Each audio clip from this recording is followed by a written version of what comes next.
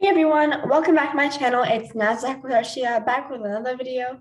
Today, we're going to be talking about Costco's earnings up ahead. So before we begin, I want to say I'm not a financial advisor and you should always do your own due diligence and research before taking on any investment scheme. Let's get into it. All right. So while we're waiting for bad English.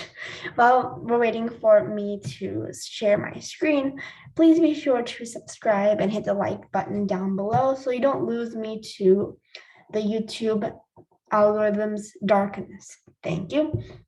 So Costco has performed well during the challenges of the pandemic. Investors are responding by boosting the stock price by over 20% in 2021.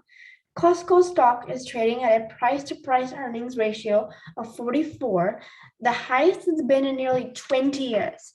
So warehouse club giant Costco Wholesale, Nasdaq Cost, really easy to remember, is set to report fourth quarter and fiscal 2021 yearly earnings on September 23rd. The company is continuing the momentum that began at the pandemic's onset, growing year-over-year sales.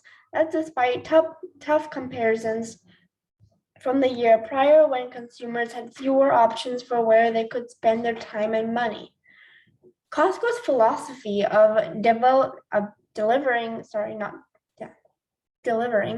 exceptional value to customers is attracting new customers and keeping existing ones. And that is a great strategy. So that being said, Costco's strong operating performance and prospects are getting noticed. The stock price is up over 22% in 2021. Let's look at why the market is adding Costco to its shopping cart and why it's a good buy. So Costco is making the most out of what its consumers value.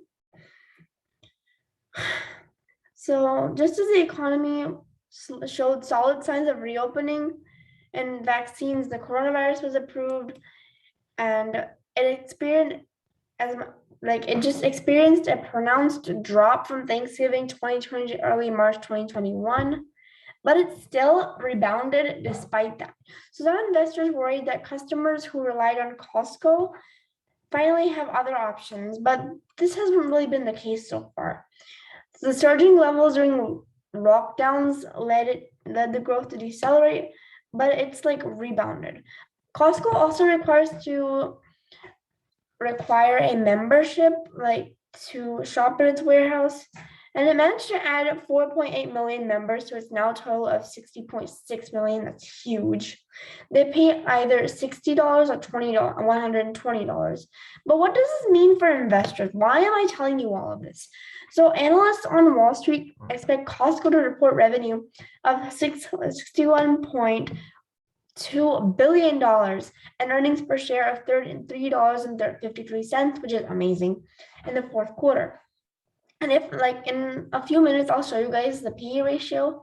I was shocked how low it is. It's in the 40s and Costco is in the 400s per share. So if the company reports revenue as estimated, which is likely, considering Costco provides monthly sales report, it would be a 14.7% increase from the year prior. The earnings per share figure would be 16% higher. Okay, so Karen Short and Parekh maintain their long-term bullish views. Who are they, though? They are analysts. They are analysts for the ISA Quawash company. But meanwhile, their Oppenheimer analysts, Rupesh Parekh, sees limited earnings upside and also maintains that the company's positive fundamentals already are reflected in the stock price. Costco was recently at 461.39. It's down 22% in the past 3 months, as I said before, but it's got strong consumer demand because that's the best thing. Consumer demand, if it's strong, it's the best thing. You know they aren't going to leave you then. So Karen Short, an Oppenheimer analyst, has an overweight rating with $450 of a price target. She increased her fiscal fourth quarter earnings per share estimate to 372 from 340. So this just says a lot that people are increasing their values, that it's really, really going strong. So if you actually look at Costco's ROCE trend, I'm going to explain what ROCE is in a minute. So ROCE is a return on capital employed. So it measures the return pre-tax profit, and the company and this is from where a company generates from capital employed in its business.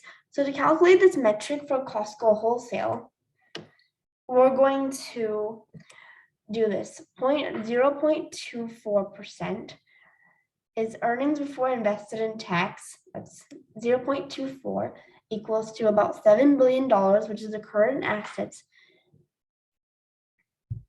Divided, okay, never mind. Let's scratch it.